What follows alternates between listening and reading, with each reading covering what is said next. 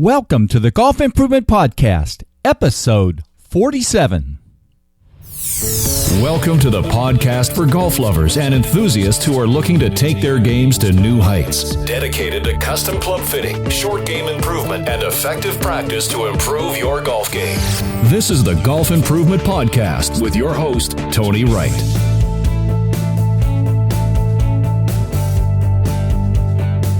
Hello, this is Tony Wright from Game Improvement Golf in Oak Ridge, Tennessee, with the Golf Improvement Podcast, dedicated to bringing you useful information on custom club fitting, short game improvement, and effective practice techniques to take your game to new heights.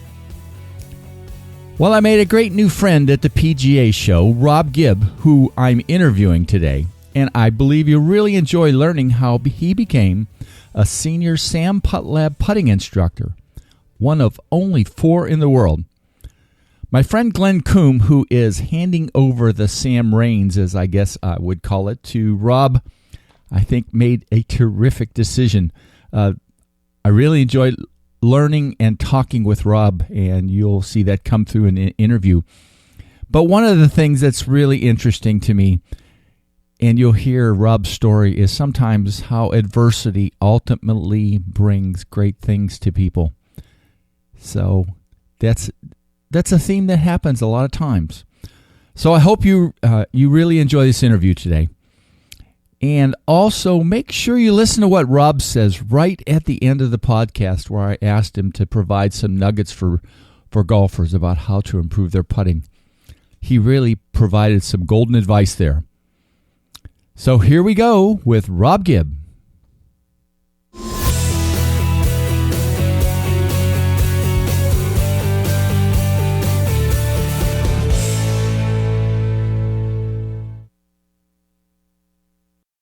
Hello, this is Tony Wright with the Golf Improvement Podcast, and I'm really tickled today to get to speak with Robb Gibb, who is the Director of Instruction at the Loft at the North Jersey Country Club.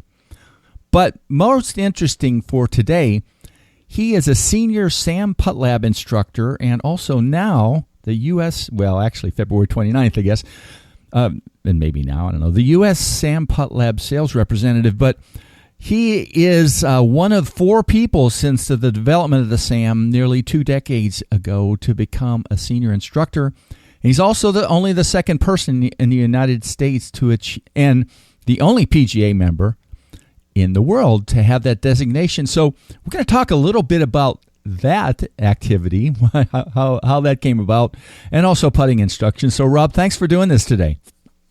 Very happy to be here, Tony. That's great. How's the weather up there, by the way? It's kind of miserable here today. So. It's a balmy 29. That's pretty close to where we are. It's cold. I'd love it to have a little bit warmer, but it's a good opportunity now for members at my club to come indoors for a little bit of putting instruction. So that's good. You can't beat it. Well, let's first talk about how you specifically got interested in. And I didn't mention you also fit Adele putters and wedges. Yes, I do. How did you originally get interested in putter fitting and putting improvement, and then particularly interested in the SAM Putt Lab? Well, as funny as it sounds, the real reason why I kind of get into short game specific and putting was I was very badly injured back when I was in high school, and they effectively misdiagnosed an injury to my left wrist, and I had developed horrible arthritis in my left hand to the point where I really couldn't play a whole lot of golf anymore, and the only thing that I could do was short game related. Huh. So it kind of focused in my attention in on something that I was still, very much able to do. But, I had surgery back in 2012 at the Hospital for Special Surgery in New York. They repaired the damage with a technique that had been created back in the 50s in Germany. And it wasn't until a couple of years ago that the technology was even available to repair the damage. So it was I guess a happy coincidence that it panned out that way. And then particularly then, so, in the course of that, you really, I guess you became a pretty good putter and And then a little bit more maybe about how you got interested in Sam. Well, the putting is something that I've always really that's been the strong point of my golf game. Yeah. I played in college at Binghamton University for 4 years, captained the team, won a couple of Division I titles while I was there in tournaments, and it was a lot of fun to play and compete in college. It was even more fun to not have to pay for it. So keep your grades up and work hard enough. There's plenty of opportunities to play college golf, but it opened the door after I got done to get in the business, and I worked for 5 years at a really nice high-end public facility in Appalachian, New York, the links at Hiawatha Landing, and I managed a not-for-profit program for kids called the Hiawatha Golf Project. So that was about 5 years I was there. We provided free instruction for kids on a weekly basis throughout the summer, and I alternated back and forth between full swing and short game.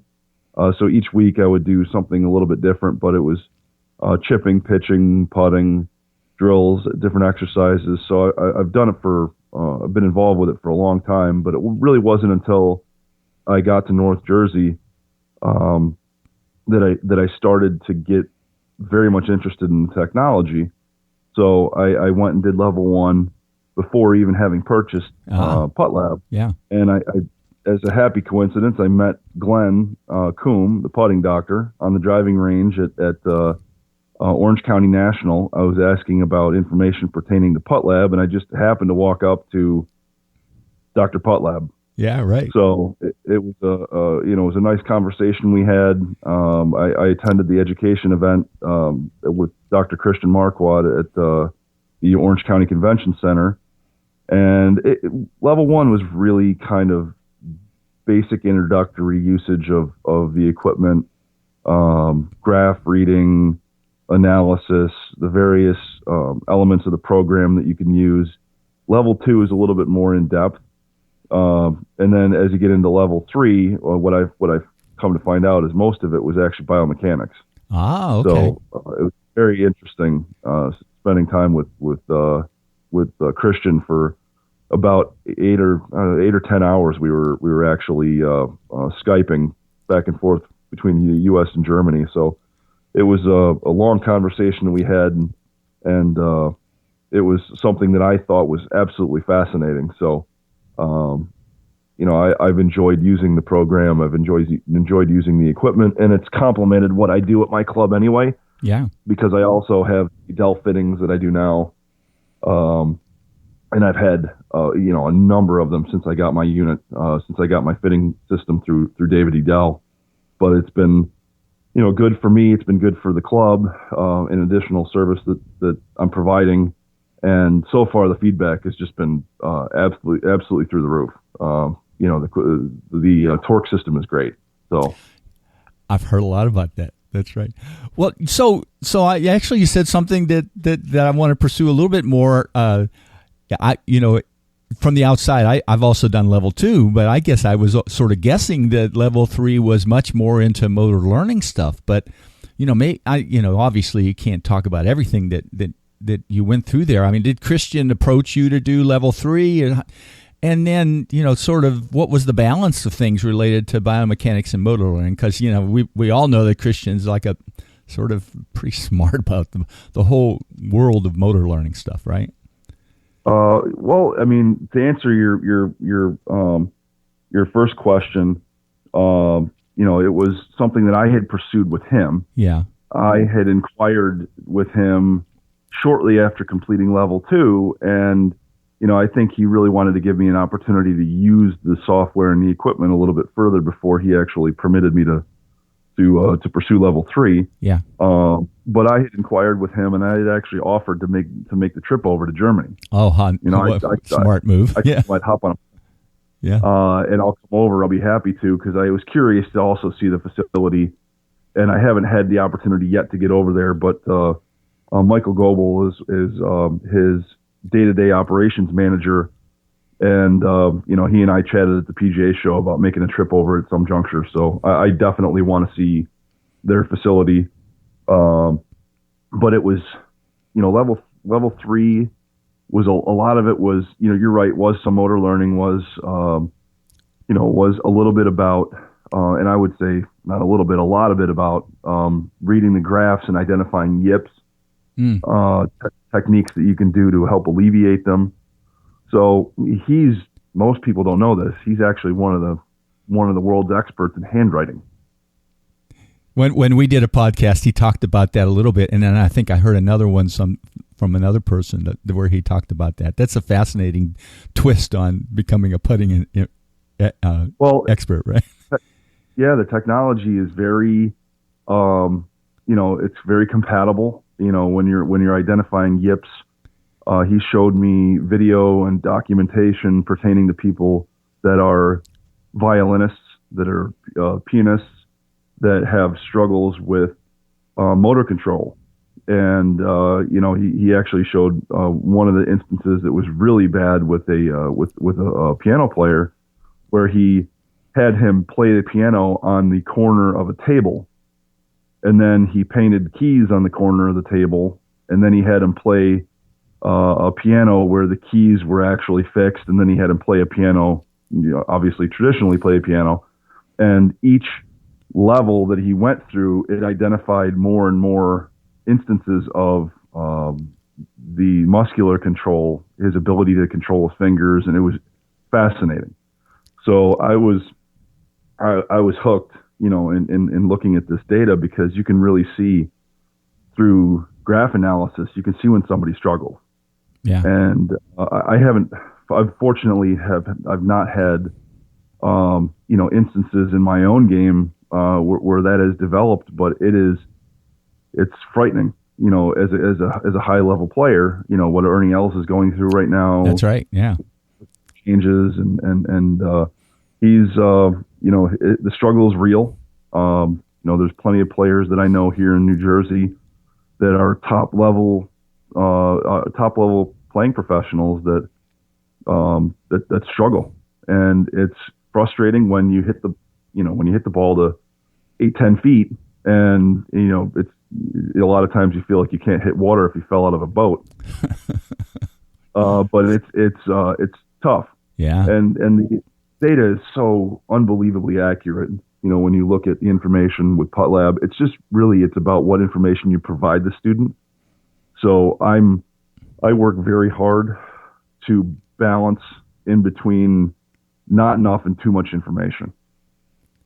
That was something that I was instructed very early on, was, if you give everybody everything, by the end of the session, they're going to feel like a pretzel. Yeah. Oh, what happened? Sorry. That's okay. That's a text message. Oh, well, that's okay. That's fine. Well, hey, you're a busy guy. Yeah, it's true. But it's really, I'm telling you, he is, when you sit down and have a conversation with him, you realize that he's on a different level. He's on a level. Yeah. Let me try and shut that off.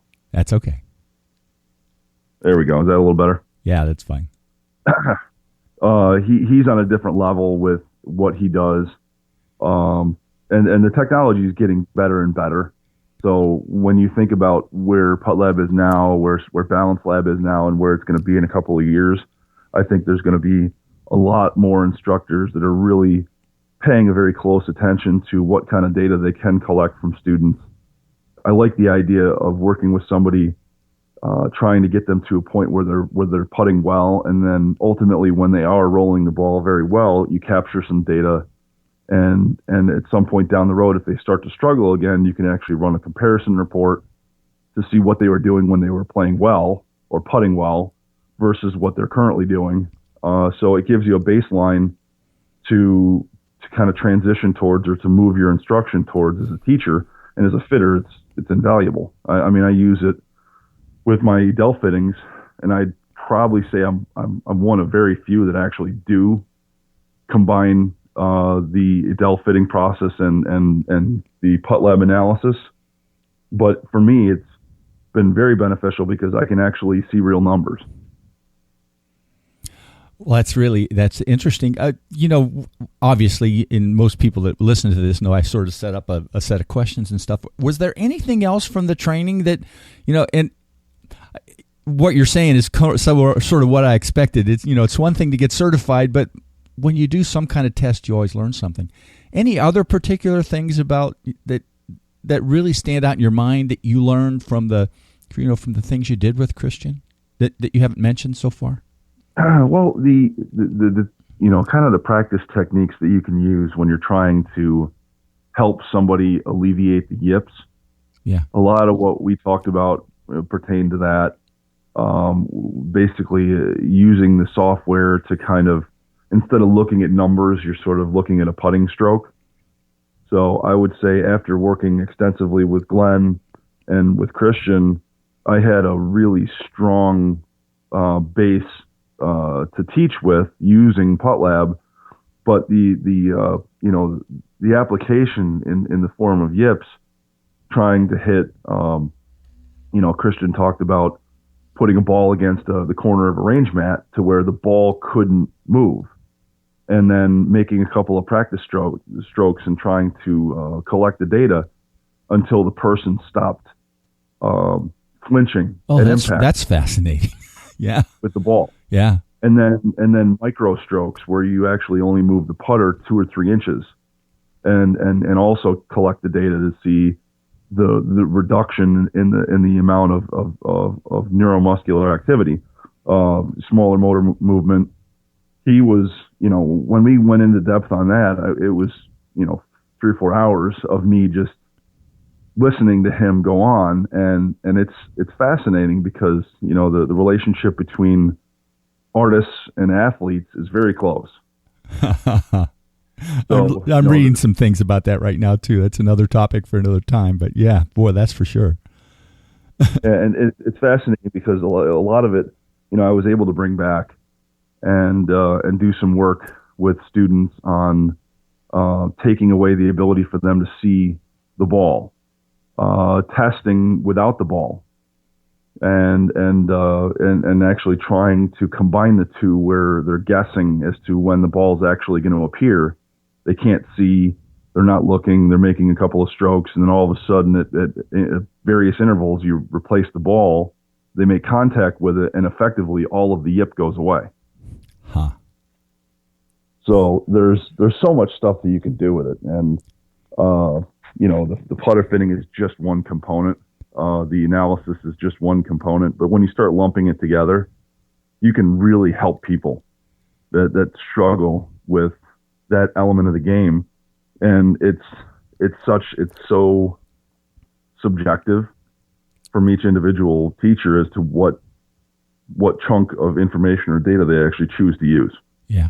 That's the great part about it, is because not everybody is going to use it the same way. Yeah. Not everybody needs everything. They might need some piece. Yeah.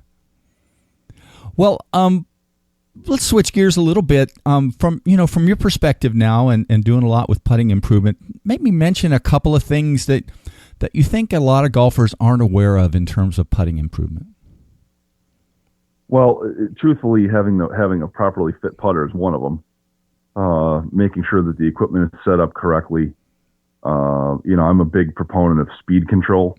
The catchability of the cup at 10 feet is 1 degree. So if you miss left or right by 1 degree, with face aim, your speed control has to be effectively perfect. If you're off by a degree, and if you're off by more than a degree, it doesn't matter how good your speed is, but for every foot past the cup you roll the ball, it effectively shrinks the diameter of the cup 12%. So when you're looking at the numbers that way, 4 feet past is basically you've shrunk the cup down to just over 2 inches.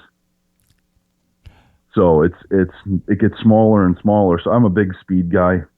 Yeah. I like to do a lot of drills with speed control. Face aim and alignment is great. I do a lot of that work on the Putting Perfection platform in my studio, and the ability to adjust the surface pitch is invaluable. I can move it almost to the point where you can't keep the ball on the platform. Yeah. So you can actually go pretty extreme, 5, 6, 7, 8%, and no cup is actually going to, you'd never see that on a golf course. So you could get extreme with it and really work on issues if you have somebody that struggles with left to righters or right to lefters based on face aim tendencies. A lot of what Edel discusses is the triad of face aim, speed control, and path. And when you combine the three of them, you start to see a lot more, the catchability of the cup gets bigger. Yeah. So speed control is huge for me. And truthfully, if you look at the fact that the face aim is 83% of the initial direction of ball travels and path is 17. A lot of instructors now you'll see talk about face aim being closer to 95% and path being about 5%. So face aim is a huge element of making putts, especially at short range, but you got to know how to read greens too. Yeah. Yeah. So and that brings in aim point too and things like that, right? Oh, there's tons of other elements, involved with it. You've got internal counterweighting, you've got traditional counterweights, you've got, changing in head weight, the modification of total putter weight.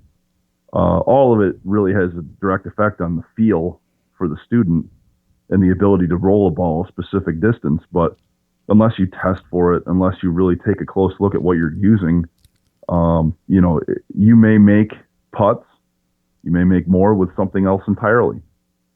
I've got an old favorite putter that regardless of how many other ones I try, I tend to fall back on. And after doing all the work with Edel, surprise, surprise, it fits his model. Huh. And so that was before you had his fitting system.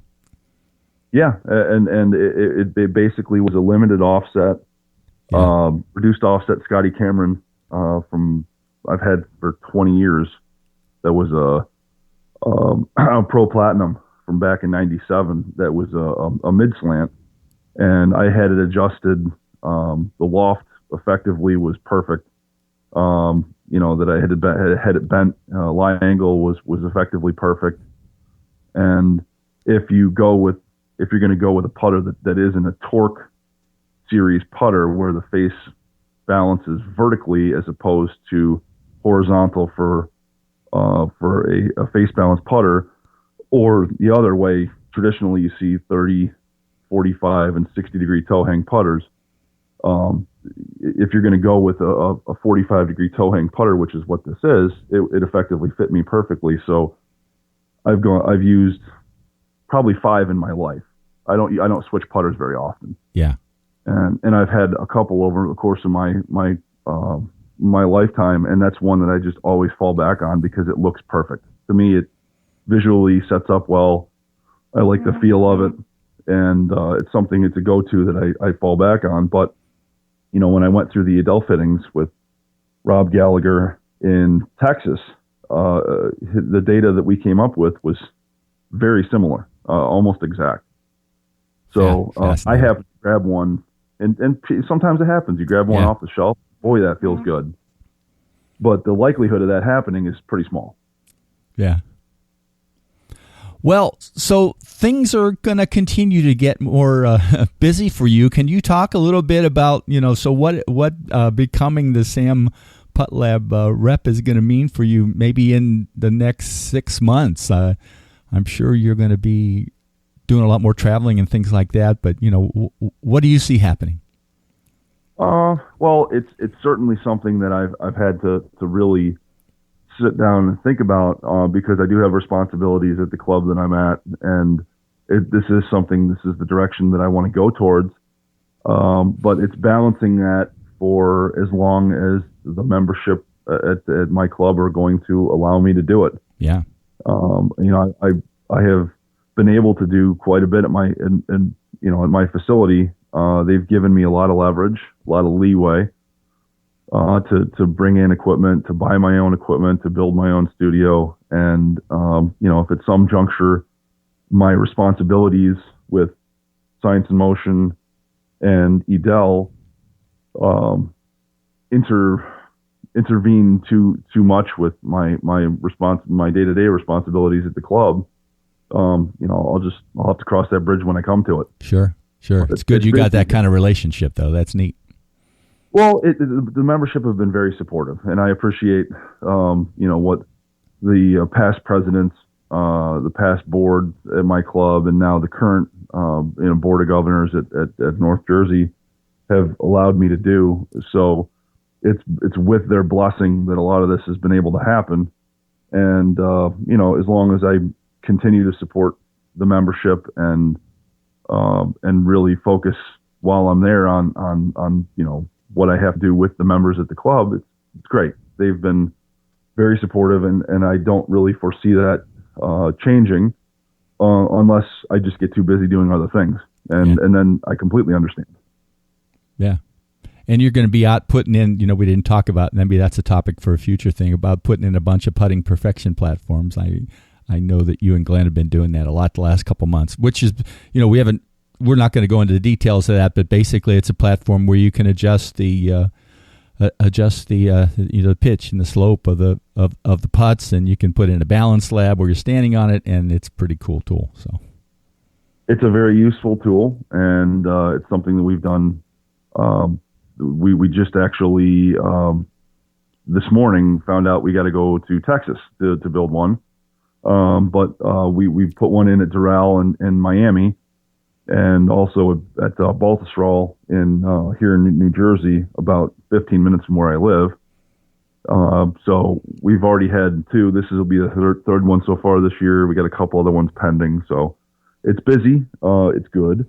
And it's a wonderful product that allows you to manipulate the surface. So really any instructor that's doing aim point or, putter fittings or sand putt lab analysis it's a very useful tool.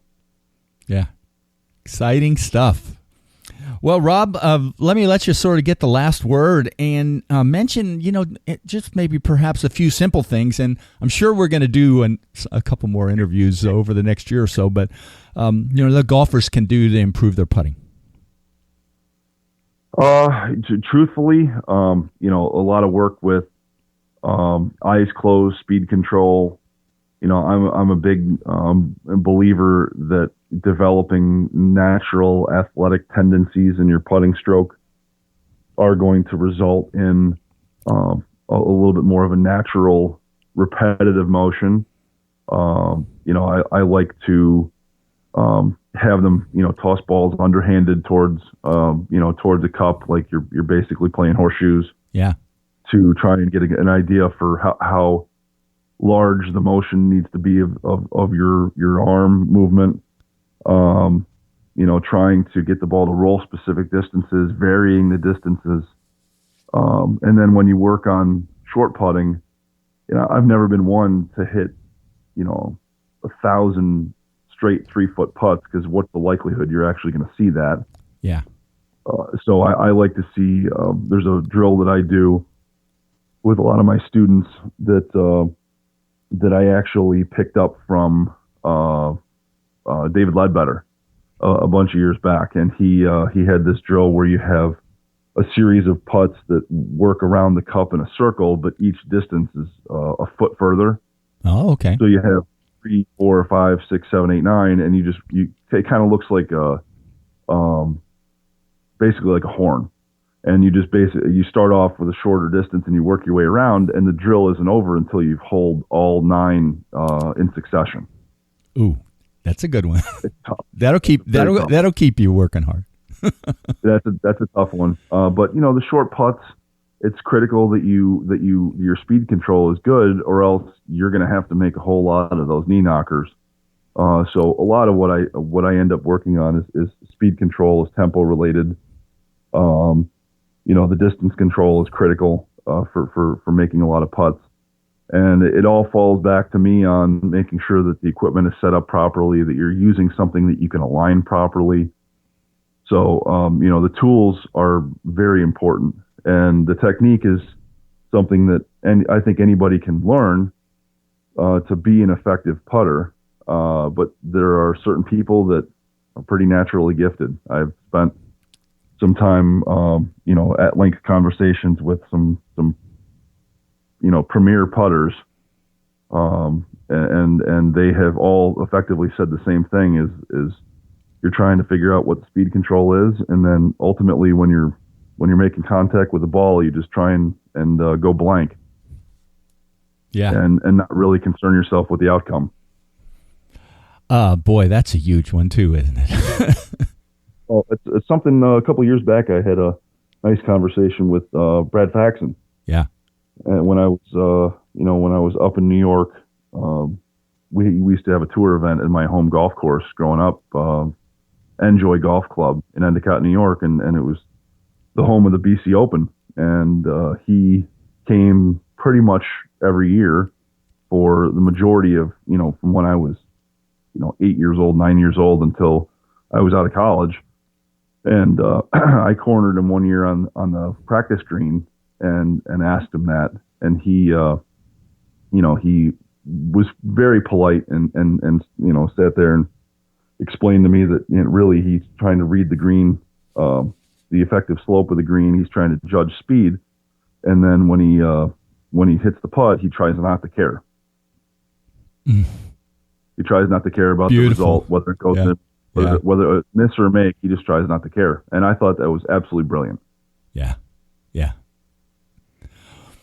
Well, Robb, thanks for doing this today. And, congratulations on a great achievement that you have, becoming, one of 4 senior SAM Putt Lab instructors in the world. And I'm going to put some links to your, how to contact you in the show notes. And, as I go back and listen to this one again, I'm sure we're going to identify a couple possibilities for future podcasts if you're interested. But keep doing great things. Thank you very much. Thanks, Tony. You take care. www.gameimprovementgolf.com.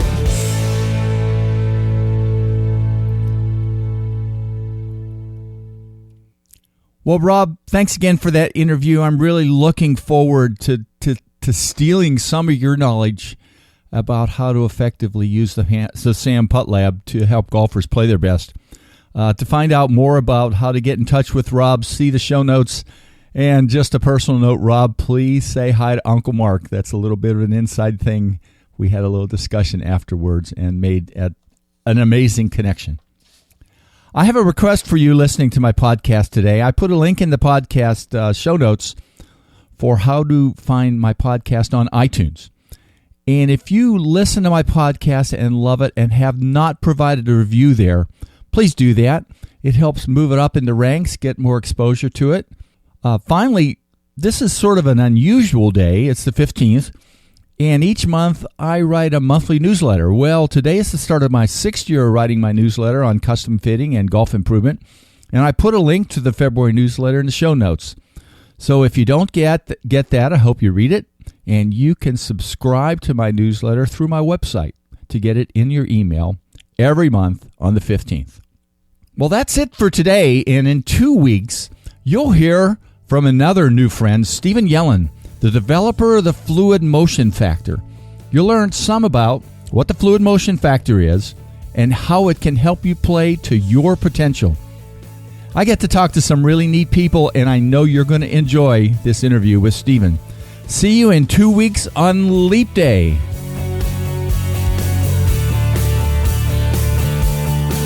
Game Improvement Golf, your source of information and inspiration to become an exceptional golfer now. www.gameimprovementgolf.com